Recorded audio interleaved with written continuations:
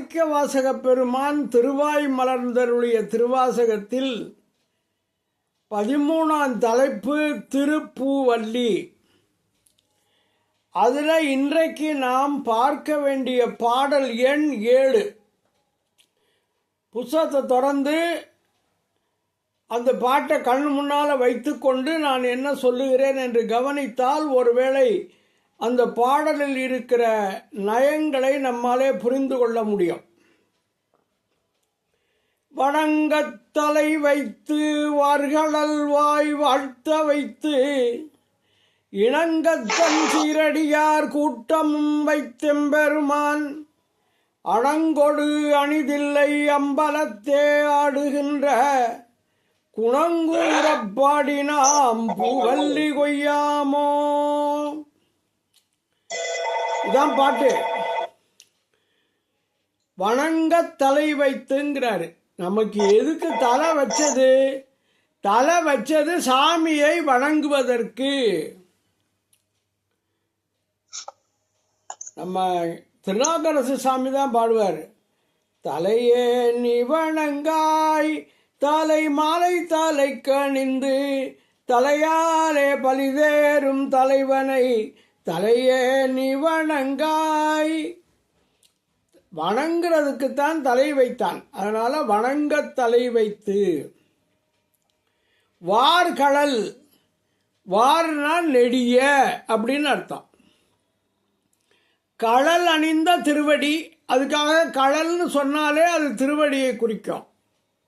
அப்போ வார்கழல் நெடிய திருவடியை வாழ்த்த வைத்து, வாழ்த்த என்ன வச்சாரு? வாய் வச்சாரு. அதனால வார்கழல் வாய் வாழ்த்த வைத்து.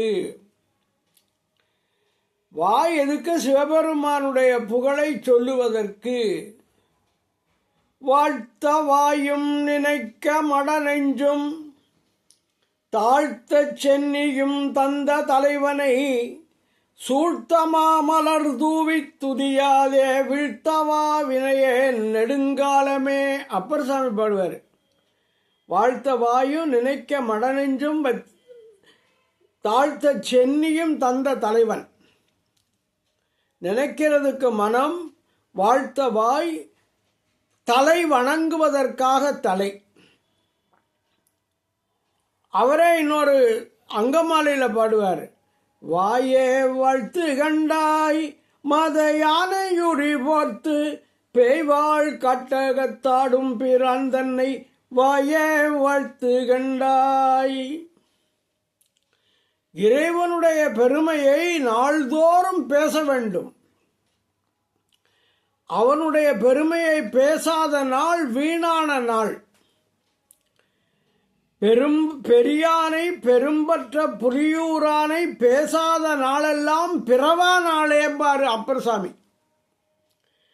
அதனால பேசிக்கொண்டே இருக்க வேண்டும்.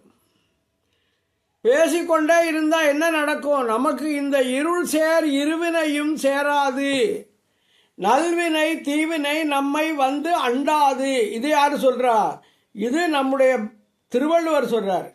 இருள் சேர் இருவினையும் சேரா இறைவன் பொருள் சேர் புகழ் புரிந்தார் மாட்ட. இந்த வள்ளற் பெருமானுக்கு சிவபெருமானை அவனுடைய புகழை பாடுவது அப்படின்னா அவருக்கு ரொம்ப பிடிச்சது. அதனால அவர் என்ன சொல்றாரு? எந்த வாய் சிவபெருமானுடைய புகழை பேசுகிறதோ அது நல்ல அமுதம் உண்ட திருவாய்ங்கிறார். ஐயனின் சீர்பேசு செல்வர் வாய் நல்ல தெள்ளமுதுண்டு உவந்த திருவாய் அப்பனின் திருவடி வணங்கினோர் தலை முடியணிந்து ஓங்கி வாழும் தலை மெய்யனின் திருமேனி கண்ட புண்ணியர் கண்கள் மிக்க ஒளிமேவு கண்கள் வேலனின் புகழ் கேட்ட வித்தகர் திருச்செவி விழாச்சுபம் கேட்குஞ்செவி துய்யனின் பதம் எண்ணும் மேலோர்கள் நெஞ்சம் மெய்ச்சுகரூபமான நெஞ்சம் தோன்றல் உன் திருமுன் குவித்த கைகள் பெரியோர்கள் கைகள் சொர்ணமிடுகின்ற கைகள் சையமுயர் சென்னையில் கந்த கோட்டத்துள் வள தலமோங்கு கந்த வேளே தன்முகத் துய்யமணி உண்முகச் செய்வமணி சண்முகத் தெய்வமணியே தெய்வமணி மாலைன்னு பாடியிருக்கார். அருமையான பாடல்கள், பாடவே ரொம்ப அழகா நல்ல தமிழில் இருக்கும். அதனால் வணங்கத்தலை வைத்து வார்கழல் வாய் வாழ்த்த வைத்து, அதுக்கப்புறம் என்ன பண்ணுறாராம், இணங்க நம்ம சேருவதற்காக தன் சீரடியார் கூட்டமும் வைத்து. அடியார் கூட்டம் நல்ல கூட்டம். நம்ம ஏன் கோயிலுக்கு வாரம் ஞாயிற்றுக்கிழமை முருகன் கோயிலுக்கு போயிடுறோம்? நம்மளைப் போல நல்ல சிந்தனை உள்ள பண்பாளர்களை எல்லாரையும் சந்திக்கலாம். அவர்களோடு சேர்ந்தால் அந்த நல்ல பழக்கங்கள் வரும். அதான் பன்றியோட சேர்ந்த கண்ணுக்குட்டியும் மலம் தின்னும்னு ஒரு பழமொழி உண்டு. நம்ம எந்த சூழ்நிலையில் இருக்கிறோமோ அந்த சூழ்நிலைக்கு தகுந்த மாதிரி நம்முடைய மனமும் ஆன்மாவும் ஈடுபடுகின்றன. சைவ சித்தாந்தத்தில் என்ன சொல்வார்கள், இந்த ஆன்மா சார்ந்ததன் வண்ணம் ஆகும். நம்ம டிவியை போட்டு அதில் வர்ற கண்டபடி வருகிற அந்த தொடர்களை எல்லாம் பார்த்தோம்னு வச்சுக்கோங்க, வாரம் வர்றது, மாதம் நாள்தோறும் வர்றதெல்லாம் பார்க்குறோம்ல, அதில் இருந்தோம்னா அந்த நினப்பு அந்த சிந்தனை தான் நமக்கு வரும். நல்ல பாடல்கள், தெய்வ பாடல்களை போட்டு கேட்டால் அந்த சிந்தனை தான் வரும். நல்லவர்களோடு இருந்தால் நல்ல சிந்தனை, கெட்டவர்களோடு இருந்தால் கெட்ட சிந்தனை. இது அந்த இயல்பாக மனிதனுடைய ஆன்மாவின் இயல்பு. அதான் சார்ந்ததன் வண்ணம் ஆதல் அப்படின்னு சைவ சித்தாந்தத்தில் சொல்வார்கள். மாணிக்கவாசகர் பெருமான்கிட்ட திரும்ப திரும்ப என்ன தெரியுமா கேட்குறாரு, சாமி என்னை எப்படியாவது அடியார்கள் நடுவில் வையி, வேற எங்கேயும் வச்சிடாத.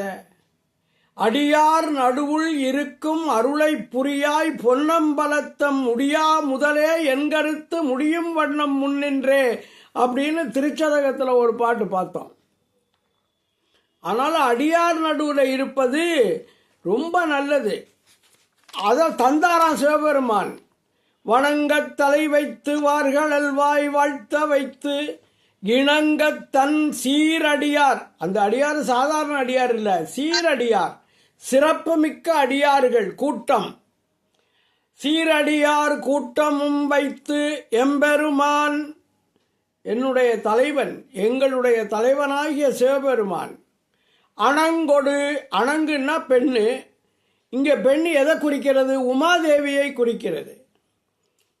உமாதேவியோடு அவர் ஆடுகிறார். அணங்கொடு அணி தில்லை, அணினா அழகு பொருந்தியன்னு அர்த்தம்.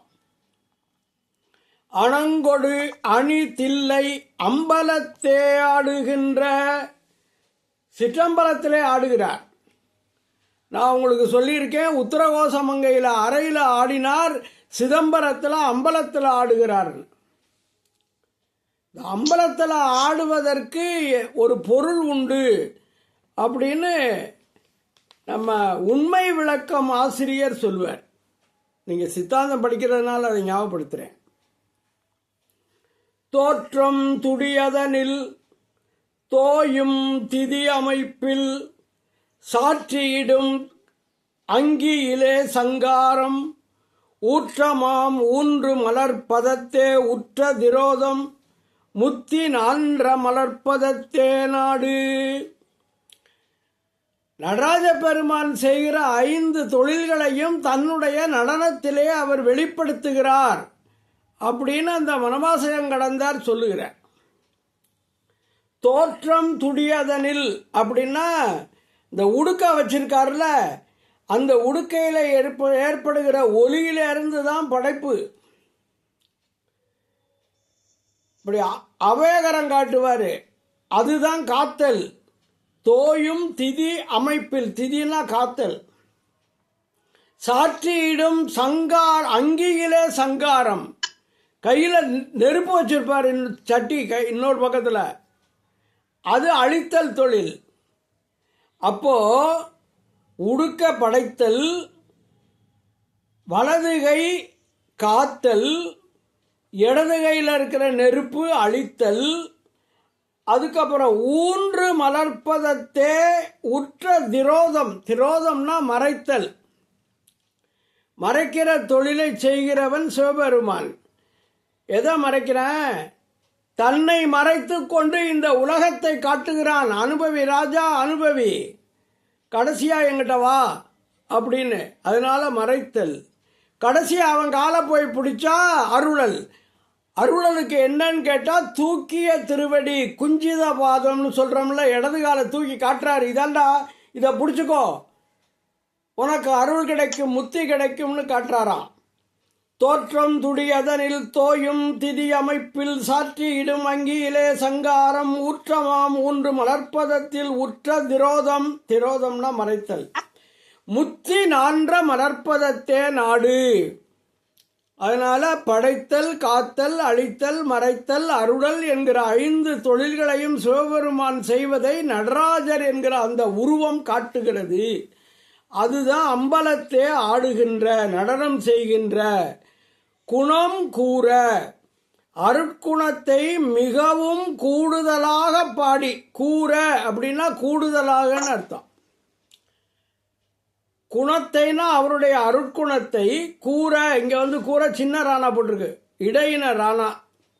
அதனால கூடுதலாக பாடி நாம் பூவல்லி கொய்யாமோ, நாம் பூவை கொடியிலிருந்து கொய்வோம் என்று இந்த பெண்கள் பாடுவது போல அமைந்த அருமையான பாடல் இது.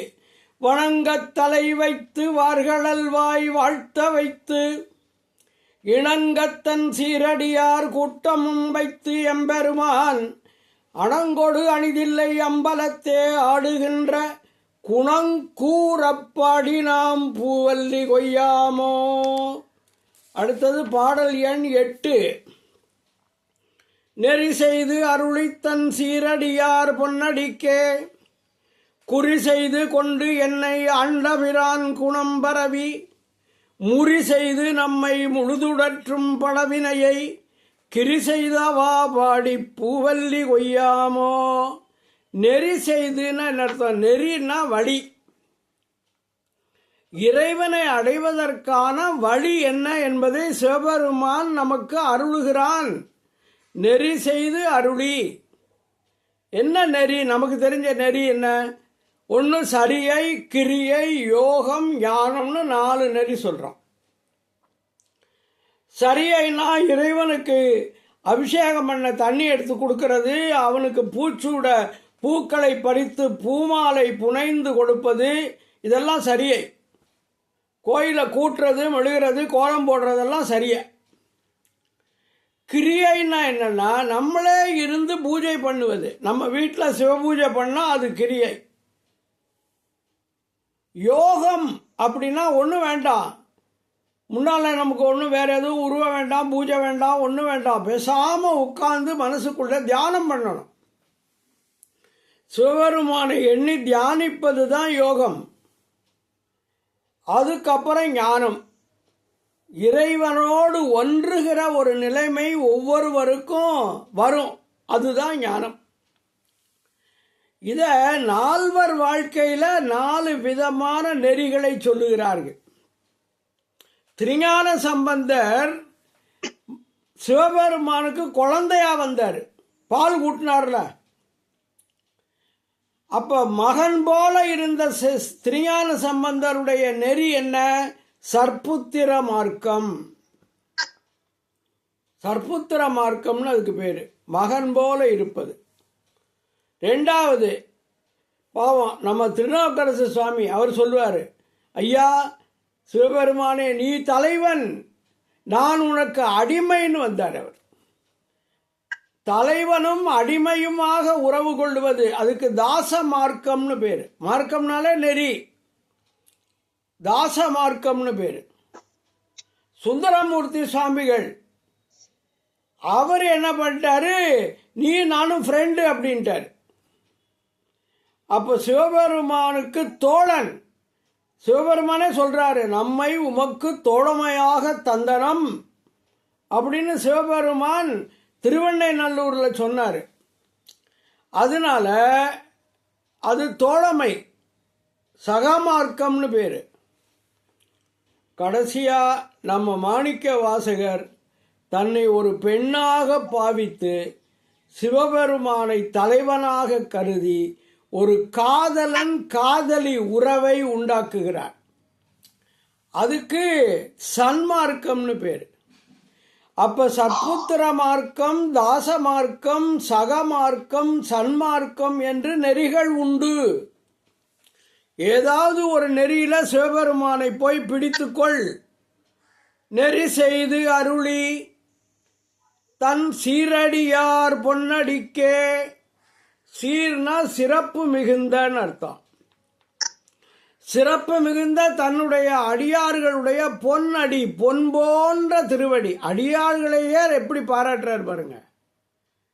சுந்தரமூர்த்தி பாடுவார்ல, தில்லைவாழ் அந்தனர்தம் அடியார்க்கும் அடியேன், திருநீல கண்டத்து குடிய குயவனார்க்கு அடியேன், இல்லையேன் என்னாத இயற்பகைக்கும் அடியேன், எல்லாருக்கும் அடியேன்னு அவர் பாடினார்ல. அது மாதிரி அந்த அடியாருடைய பொன் அடி, பொன் போன்ற அடிக்கு குறி செய்து, குறி செய்துன்னா அதையே குறிக்கோளாக கொண்டு அவன் திருவடியையே நாம் பற்ற வேண்டும் என்று குறிக்கோளாக கொள்ளுதல். குறி செய்துன்னா உரியவனாக்கி கொண்டு, என்னை ஆண்ட பிரான், அப்படி என்ன பண்ணிட்டு என்னை தன்னுடைய ஆளாக ஏற்றுக்கொண்ட பிரான் குணம் பரவி, அவனுடைய அருட்குணத்தை வாழ்த்தி, பரவினா வாழ்த்தி போற்றின்னு அர்த்தம். குணம் பரவி முறி செய்து, முறிங்கிற சொல் நகரத்தார்கிட்ட நிறைய அந்த காலத்தில் இருந்துச்சு. ஒரு பிள்ளைய கூட்டினா முறி எழுதிக்கணும்பாங்க. முறினா ஒன்றும் இல்லை, ஒரு ஓலையை முறிச்சு வச்சிருப்பாங்க, அதான் முறி. அந்த ஓலையில் எழுத்தாணியை வச்சு தான் அந்த காலத்தில் எழுதுறது. இது கூட இசைப்பிடி மானம் கூட இந்த ஏட்டில் தான் எழுதி வச்சுருந்துருக்காங்க அந்த காலத்தில். இப்போ தானே நோட் அடித்து அதில் எழுதுகிறாங்க. அதுக்கு முறின்னு பேர். அப்போ இங்கே முறி செய்துன்னா சிவபெருமானுக்கு நான் அடிமை என்று ஓலை எழுதி கொடுத்து, அடிமை ஓலை எழுதின்னு வச்சுக்கலாம். குறி செய்து முறி செய்து அடிமை ஓலை எழுதி நம்மை முழுது உடற்றும், நம்மை முழுவதுமாக வருத்துகின்ற, உடற்றும்னா வருத்துகின்ற. இந்த வினை நம்மளை பாடாப்படுத்துதில்ல, நம்ம செஞ்ச நல்ல வினை தீவினை தானே இப்போ கடந்து அனுபவிக்கிறோம். அதை சொல்றார். நம்மை முழுதுடற்றும், நம்மை முற்றிலும் வருத்துகின்ற பல வினையை, பழமையாகிய வினையை, பழவினைனா சஞ்சிதம்னு கூட வச்சுக்கலாம். கிரி செய்தவா பாடி, அது பொய்யாக்கிய விதத்தை பாடி. கிரினா பொய்யாக்குது. கிரி செய்தவா பாடி, பொய்யாக்கிய விதத்தை பாடி, பூவல்லி கொய்யாமோ, பூவை கொடியிலிருந்து கொய்வோம். கொய்ய மாட்டோமான்னு அர்த்தம், ஆனால் கொய்வோம்னு தான் நம்ம இங்கே எடுத்துக்கணும். அப்போ நெறி செய்து அருளித்தன் சீரடியார் பொன்னடிக்கே, குறி செய்து கொண்டு என்னை ஆண்டபிரான் குணம் பரவி, முறி செய்து நம்மை முழுது உடற்றும் பழவினையை, கிரி செய்தவா பாடி பூவல்லி கொய்யாமோ. இது பாடல் எண் 8. பாடல் எண் 9.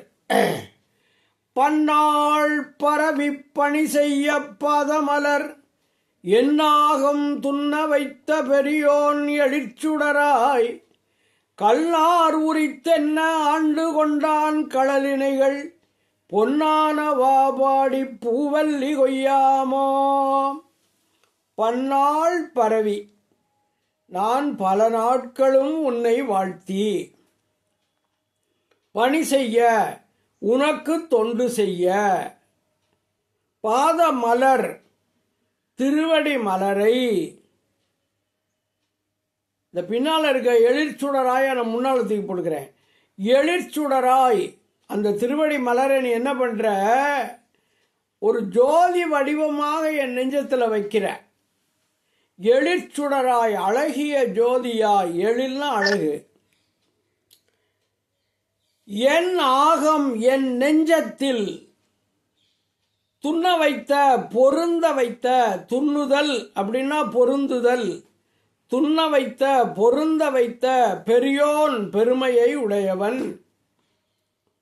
பன்னாள் பரவி பணி செய்ய பாதமலர் எடிச்சுடராய் என்னாகம் துண்ண வைத்த பெரியோன்.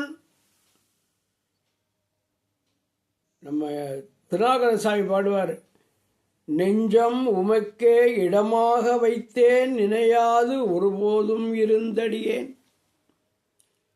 நெஞ்சத்தை உனக்கே இடமாக வைச்சேன்னு சொன்னார். அது மாதிரி இந்த ஆகம்னா நெஞ்சம். என் ஆகம் என் நெஞ்சத்தில் துண்ண வைத்த பொருந்த வைத்த பெரியோன் பெருமைக்குடையவன் சிவபெருமான். அவன் என்ன பண்ணா, என்னுடைய நெஞ்சம் கல்லான நெஞ்சம், அவன் அதுல நார் உரிச்சுட்டான். கல்லார் உரித்தென்னை கல்லில் நார் உரித்தாற் போல என் மனதை அன்பு மயமாக்கி அன்புடையதாக்கிய அந்த மாய வித்தையை சிவபெருமான் செய்தான்.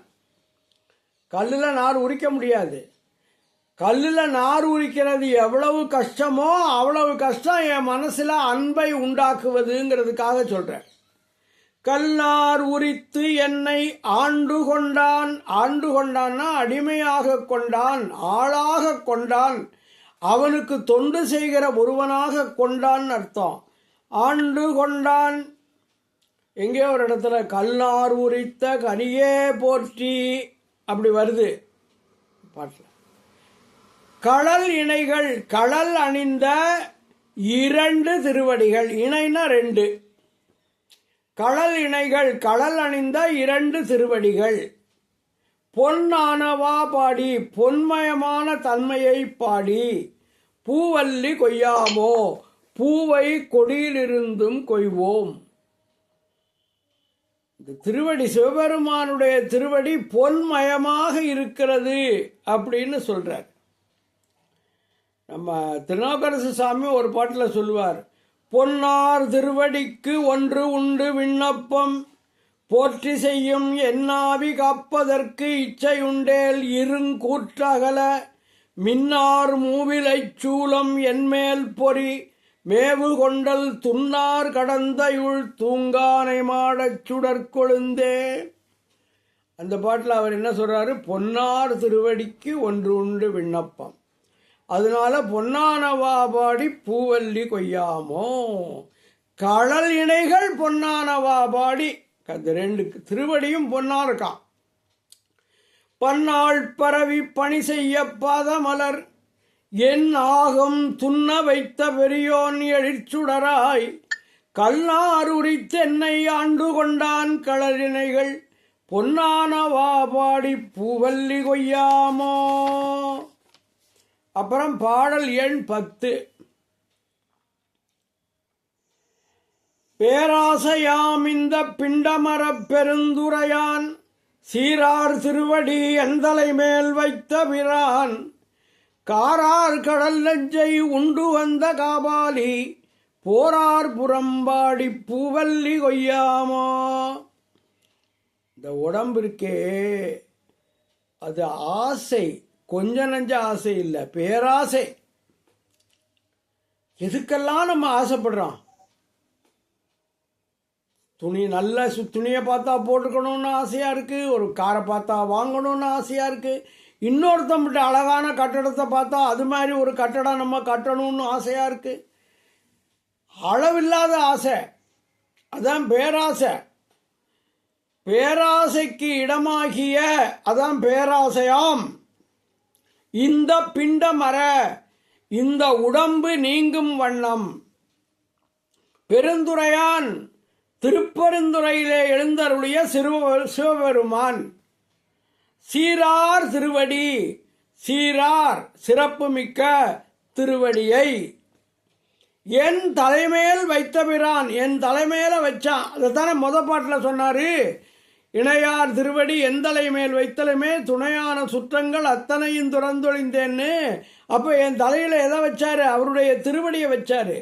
என் தலைமேல் வைத்த பிரான், காரார், கார்னா கருமைன்னு அர்த்தம், கார்மேகம்னு சொல்றோம்ல, அது மாதிரி காரார் கருமை நிறம் பொருந்திய கடல் நஞ்சை, பார்க்கடலில் தோன்றிய நஞ்சை உண்டு உகந்த. நஞ்சை சாப்பிட்டுட்டு யாராவது சந்தோஷமா இருப்பானா? அவர் சந்தோஷமா இருந்தாராம். உண்டு உகந்த, உண்டு மகிழ்ந்த. காபாலி, காபாலின்னு அவருக்கு எதுக்கு பேருன்னா, கபாலத்தில் பிச்சை எடுத்து சாப்பிட்றாரு. எந்த கபாலம்? பிரம்மனுடைய தலையிலிருந்து எடுத்த கபாலம், பிரம்ம கபாலம்னு பேர். கையில் பிரம்ம கபாலத்தை ஏந்தியவன் காபாலி. அதனால தான் மயிலாப்பூரில் காபாலீஸ்வரர்னு பேர் அவருக்கு. காபாலீஸ்வரர் கோயில்னு ஒன்று இருக்குது மெட்ராஸில், மயிலாப்பூரில். நம்ம மீனாட்சி அம்மன் கோயிலுக்கு போனீங்கன்னா அங்கே ஒரு அங்கே கட்டியிருக்கிற அந்த செவர், பெரிய செவர், மதில் செவர் இருக்குல்ல, அதுக்கு காபாலி மதில்னு பேர். காபாலிங்கிறது சிவபெருமானுக்குள்ள ஒரு ஒரு ஒரு பெயர். சிறுத்தொண்ட நாயனாரை சோதிக்கிற அந்த காபாலி வடிவத்தில் தானே வந்தார் அவர். அதனால காபாலி, கையில் பிரம்ம கபாலத்தை ஏந்தியவன்.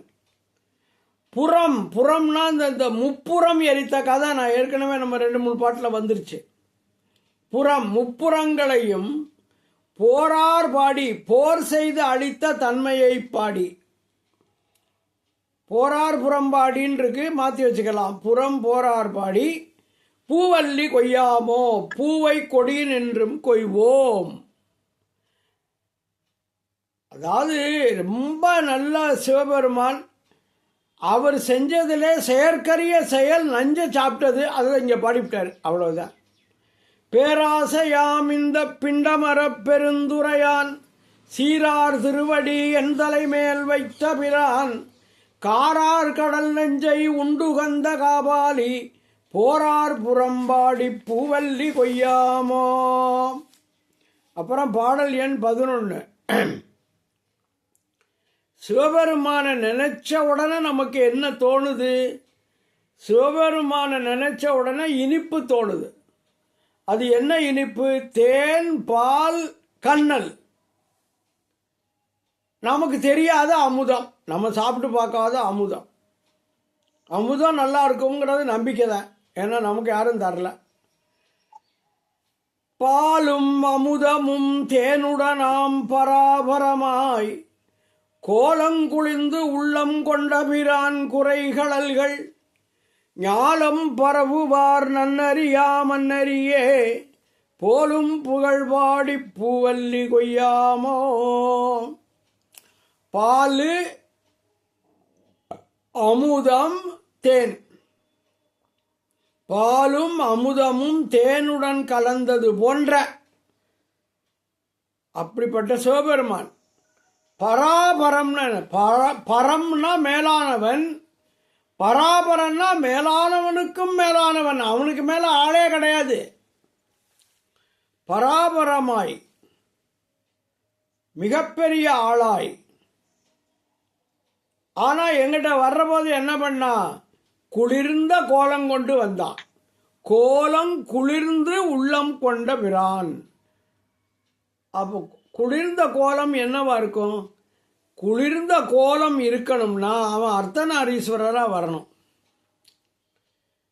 வரும்போது அதுக்கு தொன்மை கோலம்னு பேர். கோலம்னாலே தொன்மை கோலம்தான். அவன் உமையம்மையோடு வருகிற போது அது குளிர்ந்த கோலம். அவன் செம்மையானவன், சிவப்பானவன். அவன் கொஞ்சம் உஷ்ணம், அம்மா தான் குளிர்ச்சி.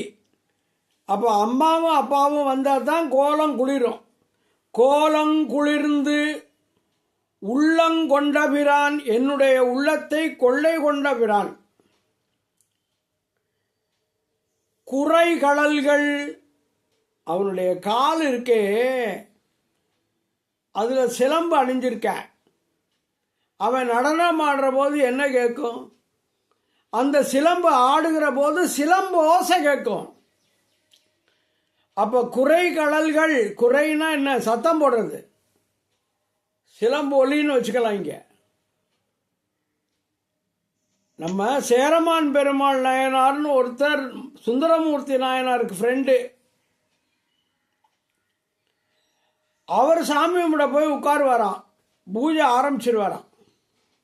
பூஜையை எப்போ நிறுத்துவாருன்னு கேட்டால் அவருக்கு இந்த சிலம்பொலி காதில் விழுகணும். சிவபெருமான் சிலம்பொலியை உண்டாக்கினால்தான் பூஜையை நிறுத்துவார். அது அவருக்கு வழக்கம். சேரமான் பெருமாள் நாயனார் சேரநாட்டில் இருந்த ஒரு அரசர். அது அந்த குறைகடல்கள் வாத ஊரினில் வந்து நிதருளி பாத சிலம்பொலி காட்டிய பண்பும்னு நம்ம மாணிக்க வாசகர், அதாவது குதிரையே வரல, மாணிக்க வாசகர் மதுரைக்கு போயிட்டாரு. இவர்கிட்ட நான் போய் ராஜா குதிரை இந்த கேட்டால் என்ன பண்ணுறதுன்னு கேட்டார். நீ ஆவணி மூலத்தன்னைக்கு வரும் போன்னு சொல்லிவிட்டார். ராஜாவுக்கு கோபம் வந்துருச்சு. நீ வாயா, நீ என்னமோ பொய்யா சொல்கிறேன்னு சொல்லி திருவாதூரில் சிறையில் போட்டார். அப்போ அவருக்கு காதில் இந்த சிலம்பொலி கேட்டுச்சான். ஆகா, சிலம்பொலி கேட்டுருச்சு, இப்போ நம்ம சிவபெருமான் குதிரையை கொண்டுட்டு வந்துட்டான்னு அவருக்கு சந்தோஷமாக இருந்துச்சான். அதைத்தான் வாத ஊரினில் வந்து நிதருளி பாத சிலம்பொலி காட்டிய பண்பும்னு ஒரு இடத்துல அவர் குறிப்பிடுவார். அதனால குறை கடல்கள் சிலம்பொலியை எழுப்புகின்ற கடல்கள் ஞாலம் பரவுவார். இந்த உலகத்தவர் போற்றுகின்ற, ஞாலம்னா உலகம், நன்னறியாம் அன்னறியே நல்ல நெறியாகும் அந்த நல்ல வழியிலேயே புகழ்பாடி இறைவன் புகழை பாடி பூவல்லி கொய்யாமோ பூவை கொடி நின்றும் கொய்வோமாக பாலும் அமுதமும் தேனுடனாம் பராபரமாய் கோலங்குளிர்ந்து உள்ளங்கொண்ட பிரான் குறைகடல்கள் ஞாலம் பரவுவார் நன்னறியா மன்னரியே போலும் புகழ்பாடி பூவல்லி கொய்யாமோ. அடுத்தது பாடல் எண் 12. வானவன் மாலையன் மற்றும் உள்ள தேவர்கட்கும் கோணவனாய் நின்று கூடலிலா குணக்குரியோன் ஆன நெடுங்கடல் ஆலாலம் அமுதுசெய போனகம் மானவா பூவல்லி கொய்யாமோ. மாணிக்க வாசகருக்கு இந்த புறம் எரித்தது எப்படி மறக்காதோ அது மாதிரி இந்த நஞ்சு உண்டதும் மறக்க மாட்டேங்குது. திருப்பி திருப்பி சொல்றார். வானவன், வானவனால் தேவர்களின் தலைவனாகிய இந்திரன், மால் திருமால் நம்ம பெருமாள் நாராயண பெருமாள், அயன் பிரம்மா மற்றும் உள்ள தேவர்கள், மற்ற தேவர்கள் அக்கினி வருணன் சூரியன் சந்திரன் நிறைய தேவர்கள் இருக்காங்கல்ல, மற்றும் உள்ள தேவர்கட்கும் கோணவனாய் நின்று, கோண அரசன், எல்லா தேவர்களுக்கும் தலைவனாக இருப்பவன் சிவபெருமான். அதனால கோணவனாய் நின்று கூடலிலா குணக்குரியோன், கூடல் இல்லாதன்னா பொருந்தாதன்னு அர்த்தம். கூடுதல் பொருந்துதல், கூடலிலா பொருந்துதல் இல்லாத, குணமும் குறியும் இல்லாதவன். அவனுக்கு எப்படிங்க குணம் சொல்ல முடியும்? மனுஷனா 3 குணம் சொல்றீங்க, ராஜசம், தாமதம், அதுக்கப்புறம் சாத்விகம்னு சொல்றீங்கள்ல 3. அது மாதிரி அவனுக்கு ஏதாவது குணம் உண்டானா அதெல்லாம் இன்னும் கிடையாது. எந்த முக்குணங்களுக்கும் அப்பாற்பட்டவன் சிவபெருமான். அதனால அவனுக்கு குணம் இல்லை. அவனுக்கு ஏதாவது அடையாளம் இருக்கா? அவனுக்கு ஏதாவது பேர் இருக்கா?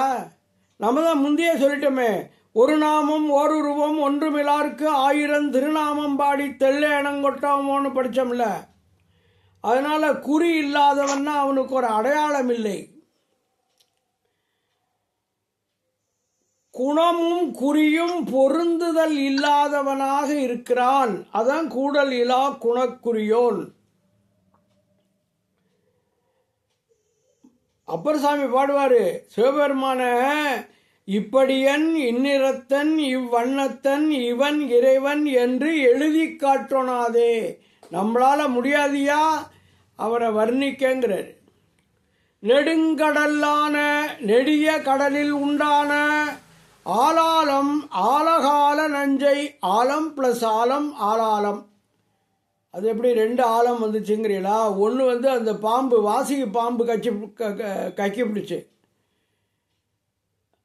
மேருமலையை வச்சு அதில் வாசிக்கு பாம்பை கயிறாக வச்சு இவங்க கடைய ஆரம்பித்தாங்கல்ல, வலி தாங்காமல் அது நஞ்ச கக்கிருச்சு. அதுக்கப்புறம் பார்க்கடல் போனால் போதுன்னு அது இப்போ நமக்கு அமுதம் தர்றதுக்கு முன்னால் நஞ்சு தந்துச்சு.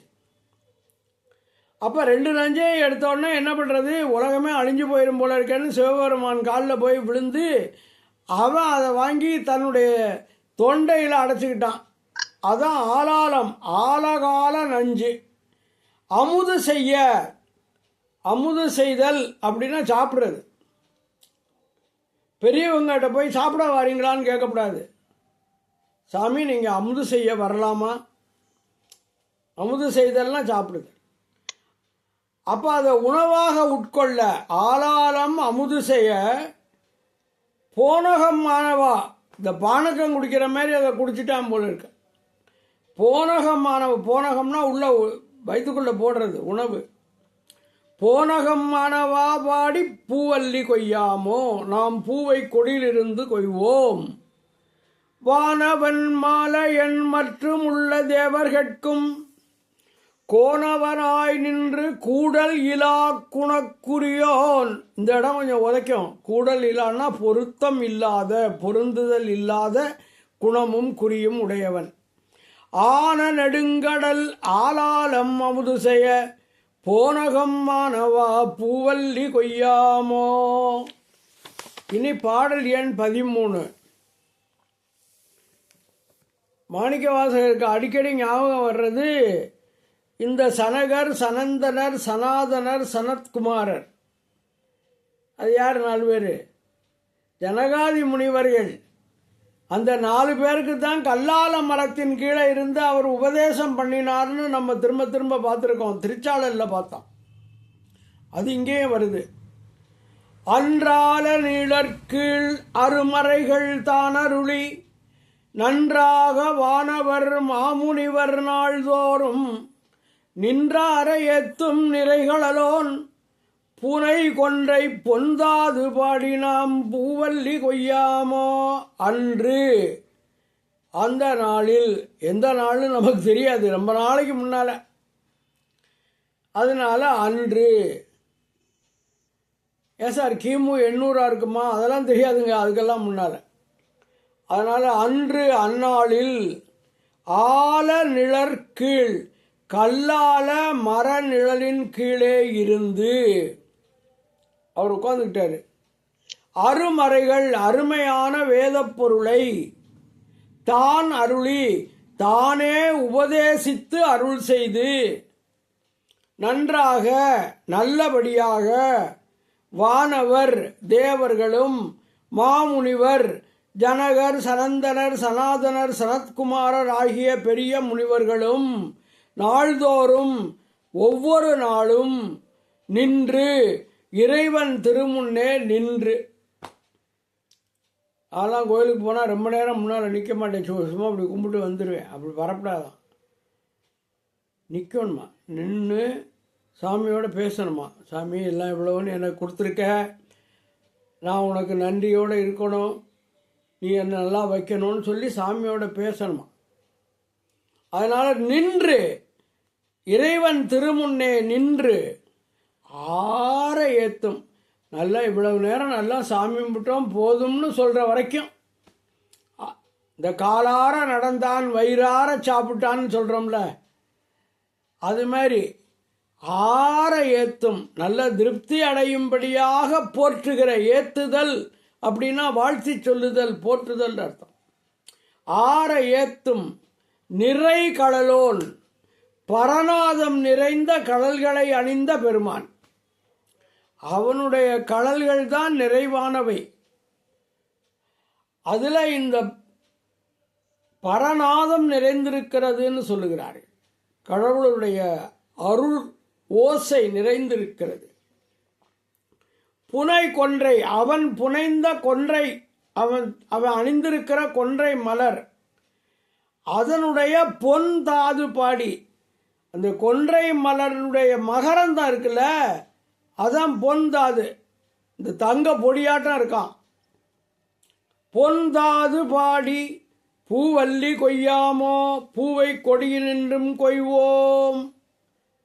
அன்றாலனிடற்கீழ் அருமறைகள் தானருளி நன்றாக வானவர் மாமுனிவர் நாள்தோறும் நின்றார ஏத்தும் நிறைகளோன் புனைகுன்றை பொந்தாது பாடினாம் பூவல்லி கொய்யாமோ.